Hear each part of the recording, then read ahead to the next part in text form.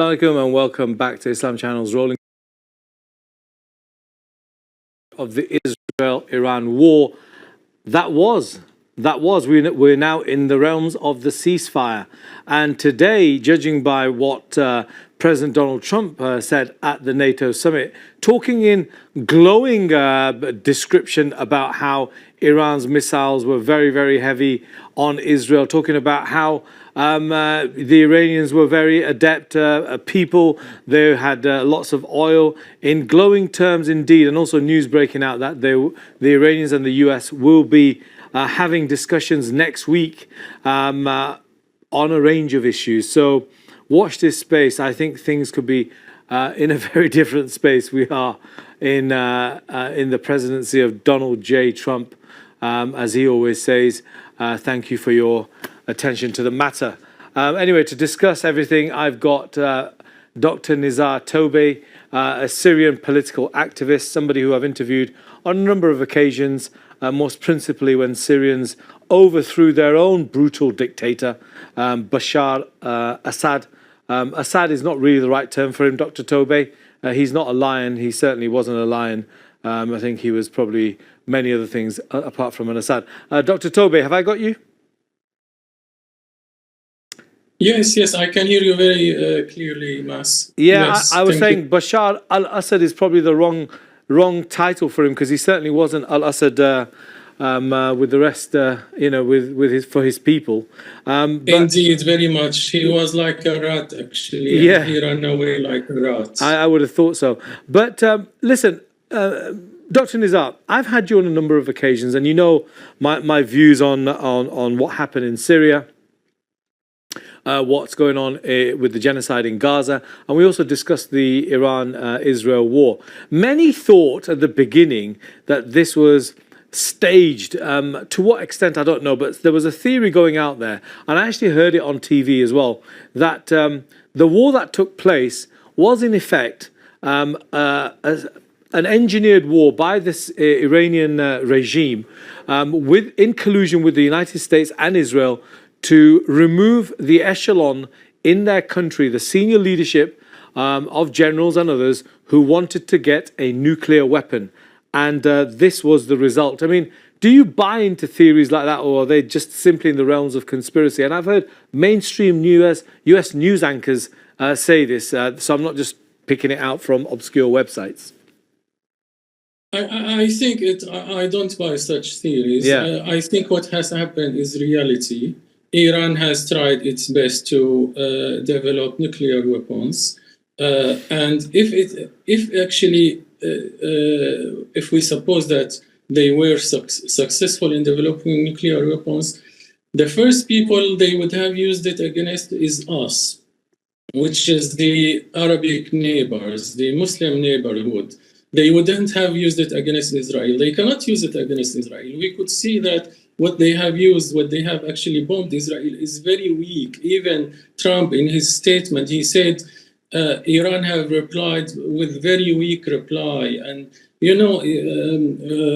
rocketing Qatar with six rockets, 6 missiles, and only one of them reached its destination, only to keep some of the dignity. However, I don't think they had any dignity left in front of their own Iranian people. They are dishonorable people, and they have no dignity. They have no pride whatsoever. Yeah. Because in the first place, if you compare the casualties and the losses between the two sides, they are a huge difference, and it's like a joke. In Israel, there is only 28 people. Half of them are Arabs, are Palestinians. And this is what Iran has claimed to be supporting Palestine, where it is killing Palestinian people. Yeah. And there was not even a single Israeli soldiers hurt or killed, or not. Forget about officials. Whereas in the Iranian side, there was more than 24 top officials, the first line and the second line officials were targeted and killed.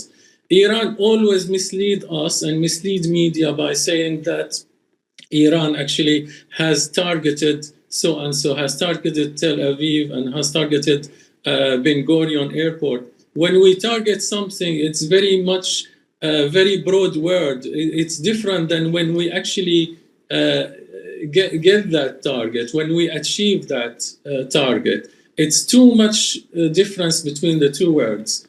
So basically, Iran has achieved nothing with this targeting. Yeah. Whereas Israel has destroyed all the nuclear weapons of Iran and has managed to get rid of all the first line and the second line of the leadership.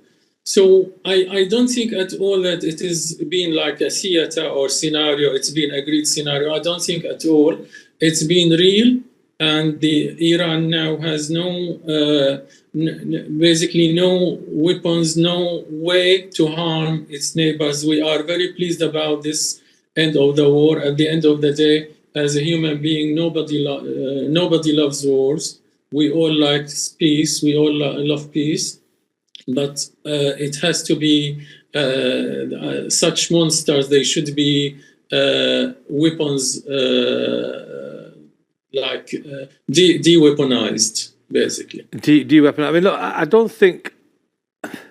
I think it's to say that the Americans would want a regime change in the same way as Israelis would, or perhaps even Syrians would, is not on the cards. I don't think Americans have any appetite any longer to be involved with a war in the Middle East unless they are directly threatened. And I think Iran is a bit too clever to ever directly threaten the United States. So I think that's off the agenda. Will Iranians themselves rise? Dr. Tobe, looking at what happened during this war, I don't think so. I think Iranians are more united than they've ever been, despite what others might be saying on their behalf. For example, the former monarchists or the Marxist Mujahideen Khalq movement. So what's left is an Iran which people are going to have to deal with. Now, Syria has been very pragmatic. We know even in the Times of Israel, there was a report that Israel has been in constant contact with the Syrian government. And I don't think personally that's a bad thing, or it shows that Syria is a Zionist entity or a sub-satellite entity or whatever. There needs to be contact with Israel because it is in the Middle East. Saudi Arabia allows overflights. The UAE has diplomatic relations. Egypt has constant conversations with Israel. So do Jordan, and so do Lebanon. So it's a fact. However, in the same way that Syrians are having contacts with Israel, a mortal enemy, will there be a time, do you think, maybe not now, but perhaps in the years to come, as Syria gets off its feet, that it says, we need to have diplomatic relations with Iran as well. And like the US and Japan did, and the US and Germany did, and many others did after the Second World War, once hostilities are over and there's a period of peace and calm, that bridges can be mended. Because people that I've spoken to, Dr. Nizar, keep telling me that we do need to overcome the schisms that we have within the Islamic world. So I think regarding the Syrian-Iranian relationship, Iran has been very much involved in supporting Assad in killing. Would you say never? Would you say never? You'll never have relations with Iran? No. Let me finish. Sure, please. So basically, what I'm trying to say, that Iran has been supporting Assad. Oh, there's no doubt. There's absolutely no, and my views on that. I've been very excoriating the Iranians for that. So basically, unless the Iranian leadership actually apologize for its role in this, for its notorious role in suppressing and killing us, and they actually provide us with compensation for all the casualties they have caused, we are not prepared to have a normal relationship with them. We are prepared to have a normal relationship with them on the condition that, number one, they do apologize of what they have caused in the last 14 years of suffering and casualties. And number two, they do pay what is to be reasonable compensation for all the life losses and for the damages they have caused to the country and the destruction they have caused. Yeah. So I mean, as obviously, this is whether anybody will hurt you and cause you damages, cause you life loss. You wouldn't normalize the relationship without such principles.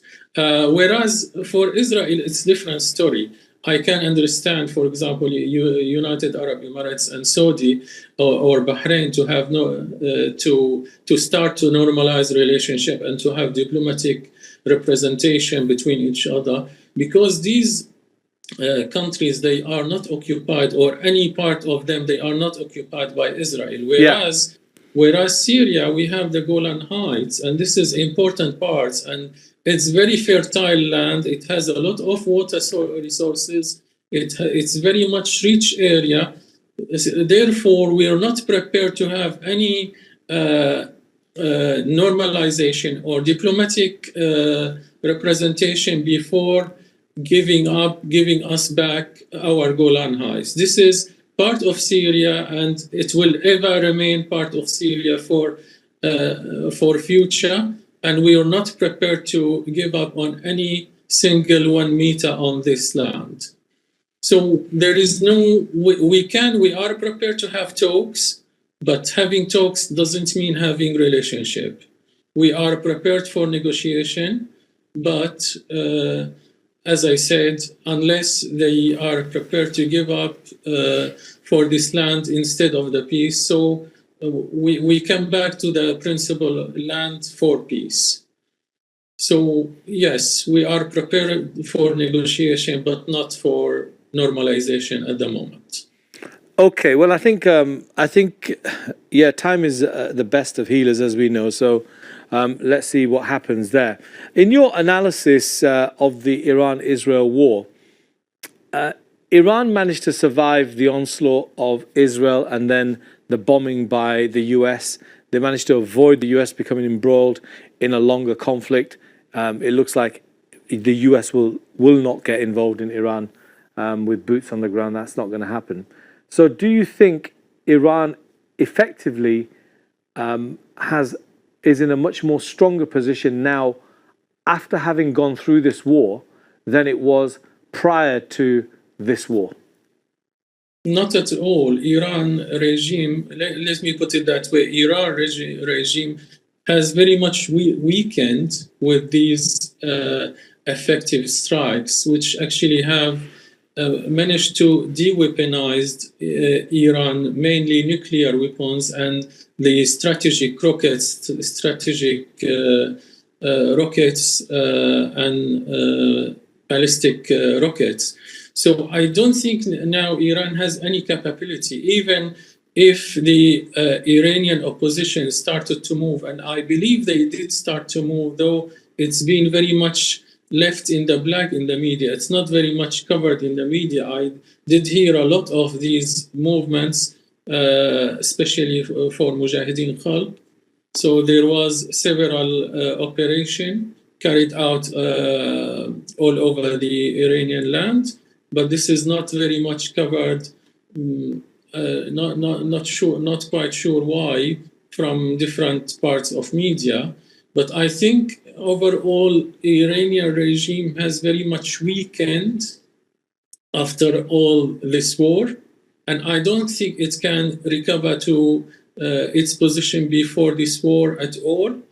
And I think this is really the time for the Iranian people to take over, for the Iranian opposition to take over, and for the Iranian people for a proper revolution, because the regime is very much weak, and it's actually at its weakest point.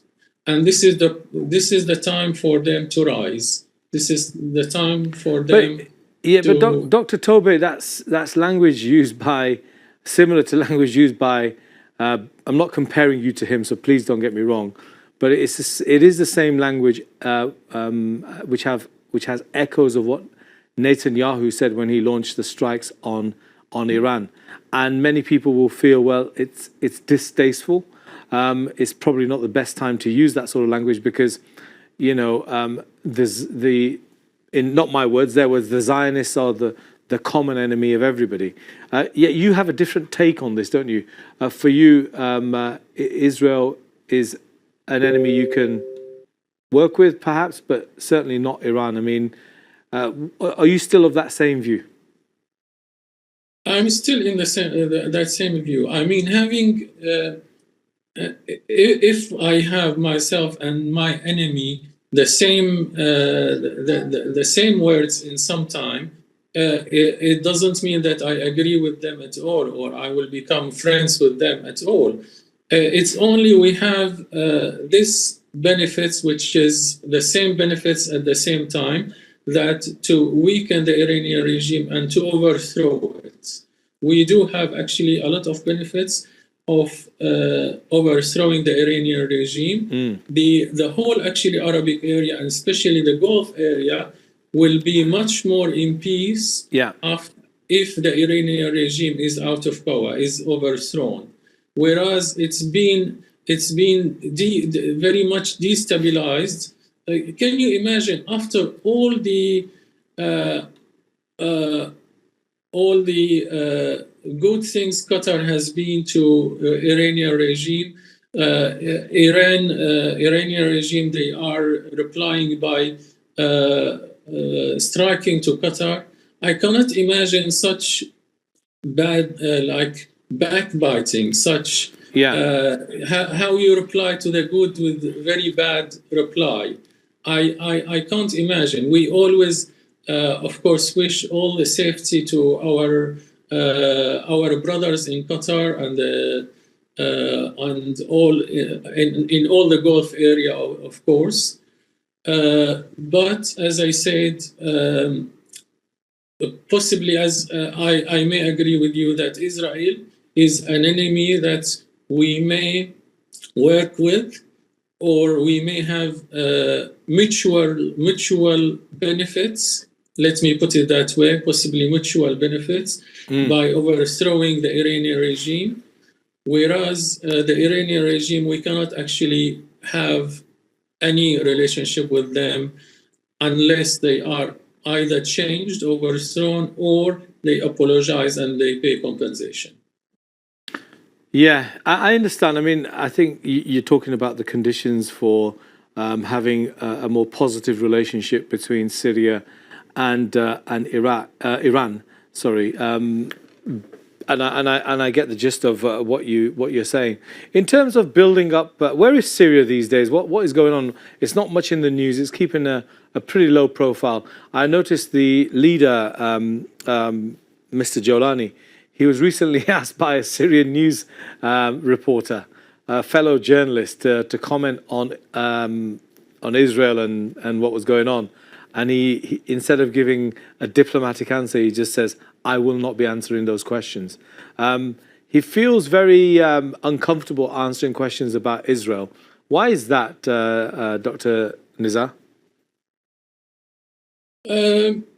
It's still the most of our people have this strong feeling against Israel, especially that on the very same day of our liberation, Israel have targeted most of our strategic weapons and most of our strategic military bases.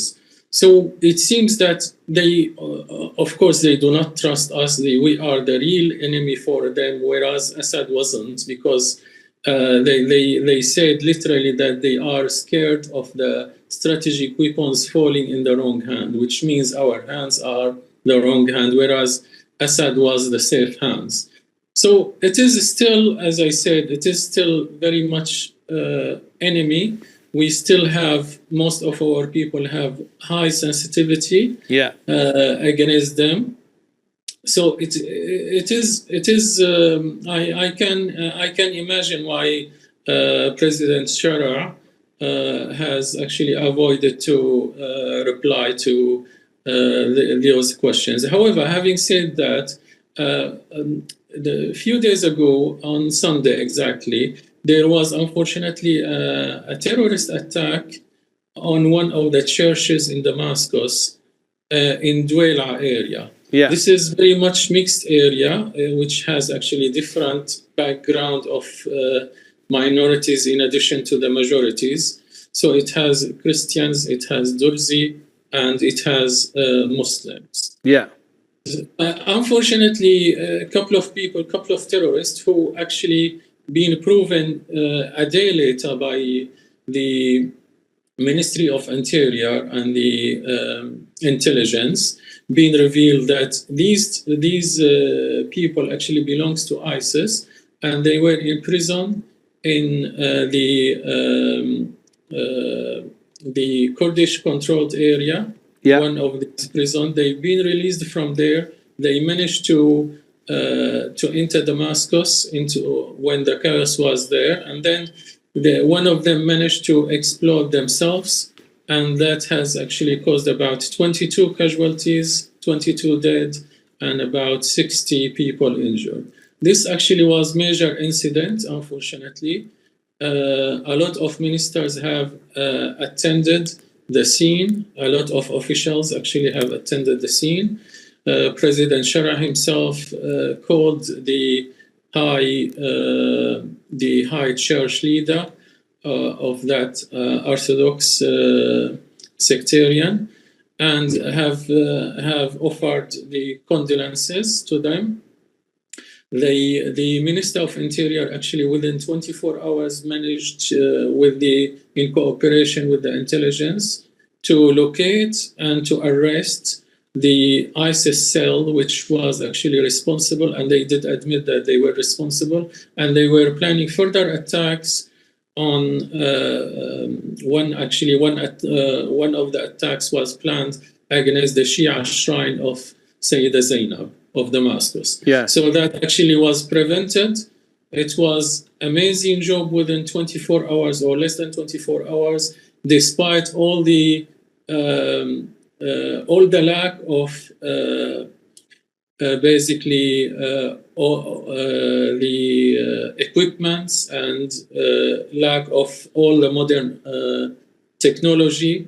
Despite that, they managed to arrest them, and they will face their trials. Yes. Listen, I understand, and we know this region is a very, very difficult place to understand what's going on fully, because everybody has a narrative and a story, and there's so much conflict there. Is there? You speak of Qatar in very glowing terms, and obviously it suffered from Iranian attacks now, which Syria suffered from as well. Do you believe that Qatar itself will be able to keep that balance between having US bases on the one hand and being a champion of independent Muslim thought on the other? I think Qatar has proven over the last few years. Because sorry, Doctor, just to interject, the reason I asked that is I was watching a podcast by Tucker Carlson, you know, the famous conservative news host who's become even more famous since he got sacked by CNN. And in there, he said, when the Iranians attacked Qatar, he said, you know, how can they've attacked Qatar, a country that's done more to defend Israel than any other country in the Gulf, which I was quite surprised at. Actually, what I would say, Qatar has done a lot actually to defend Iran than to defend Israel, to be honest. Qatar has been, especially on Al Jazeera channel, they've been kind of supporting basically Iran and trying to support the Iranian narrative. And I was actually very much surprised that Iran still managed, after all this support from Qatar, still actually did not acknowledge, instead of returning the favor, instead they struck them with 6 rockets. However, having said that,